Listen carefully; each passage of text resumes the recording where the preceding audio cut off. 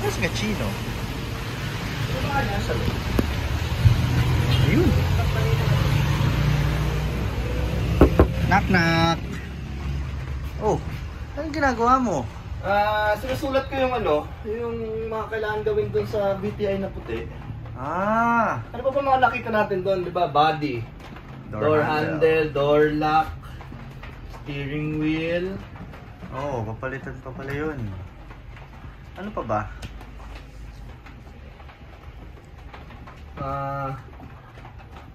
Ano pa yung mga nasira? Glove box. Ay, pati yung spring ng trunk. Wala yon? Naputol. Trunk spring. Pati yung board sa likod. Yun lang. Release bearing. Umiingay eh. Umiingay na ulit? Bago palit yun ah. Bagong palit ba yun? Oo, di ba dito ginawa yun? Bakit umiingay? Ang sabi nun sa transmission yun na yun eh. Yung bearing lang, pero okay pa naman daw yun. Sabi ni, Patrick. Pag tumutunog maingay eh. Pag tumutunog pag inapakan. Ewan. Tranny bearing. Lagyan mo lang question mark yan. Iyan na natin, make sure natin yung isa. Hindi ko kasi nahawakan na ulit yung sasakyan eh. Gagawin ko yun. Tranny bearing, steering wheel. Trunk spring, yun lang. Trunk board. Though minor na yun. Trunk board? Oo. Siraloy ka dyan eh. Yung cover sa reserva. Ano pa ba nakita natin problema sa puta ng kotse ngayon? Maraming masilya. Gauge! Oo, speedometer. Gauge. Yung gauge, meron daw tayo testingin mamaya eh. Ay, sa salpak na lang. Yung body, nasa paint shop na siya eh. Yung door handle. Eto, meron na din. Na-order na. Okay. Papapinturahan na lang. Yung door lock, wala pa. Ano door lock? Yung Titi.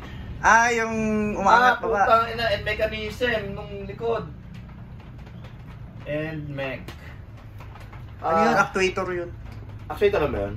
Ayun. Tapos kailangan malinis. Interior detail. And the list goes on and on and on. So, ang update dun sa VTI, nasa paint shop na siya. So, lalabas siya within the next 2 weeks. So, bibidyoan din natin yung mga progress dun sa paint shop. And this is the starting list of the things that needs to be done on that car. Marami pa kayo ba nakita? Ay, upuan! Kailangan palitan! Back to stock. Back to stock na lang yung upuan. Stock seats. Kasi naka siya eh. Naka-bride na nakapabingi. Stock seats. Ano pa bang kailangan palitan? So yun, it's a long list for the VTI. So far. Grabe. Hirap. Very far pala. Oo, matagal pa. Chino, kilala na ba nila yung kasama mo sa tuner dealer? Sino? Si Peter? Oo. Yeah. Si Peter, old school. Kaya dito yan eh, kaya dalang ko yan si Peter eh. Old school yan, car guy na talaga. Kasabayan ko mag-Honda yan nung way back early 2000s. So marami nang naging project cars yan, ng mga Honda dati.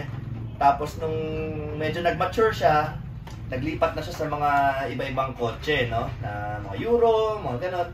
Pero car guy din talaga yan, tsaka magaling magbuo ng sasakyan yan. So, naging usapan kasi namin dito is gusto niyang magbuo ng kotse na hindi nadadagdagan yung kotse niya. Kasi problema niya parking.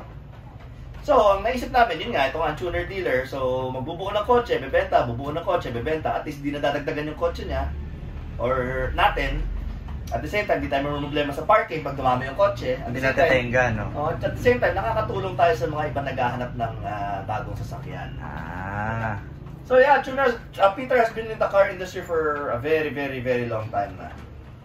Simula siya mga old school Honda. Dami naging Honda niyan. Nagkaroon ng SIR. Nagkaroon siya ng DC5, EP3. Nagkaroon din siya ng EG. Nagkaroon din siya ng mga Evo, maraming Evo. So ngayon, ang mga binubuo niya, yung mga Euro na, yung Jetta niya, yung Audi niya. Tapos sa kanya rin yung BB na dilaw. Oo, yung parang pick up yung likod. Oo, yung tawag doon, open deck na BB. No? Tapos nagkaroon din siya ng mga lumang kotse, mga Supra, mga GTR. Yung yung S2K pa niya. Oh, S2K, may S2K yan siya dati. So dami, may MR2 pa yan siya dati, na pula. Yung plaka slide. So yan si Peter Chua. So yeah, he's been, if you're a car guy, you definitely know who he is. Alam mo ba, Adrian, pag sinishare mo yung video ng tuner dealer, may chance kang manalo ng mga random car stuff like mga pedals, mga lug nuts, mga kung ano mga random stuff. Oo. Ganun pala. Sa sobrang dami naming mga ganun mga pyesa, lahat bago Mga maliit na bagay, mga race na mga, alam mo yun, yung mga copy-copy lang naman. Pero, di ba? Oo na, mag-share lang? Mag-share lang. I-share mo lang yung Tuner Dealer Series. Pwede. Oo, sisimulan natin to sa video na to. Pag sinare nila tong video na to, pwede silang manalo ng lug nuts, any random stuff. May mga pedals, pedal set, may mga yung susi ng Honda, mga ganon. Basta mga random stuff, mga trinkets na pang Honda or pang kotse-kotse. Ang galing, di ba? Share ko na. Share mo na.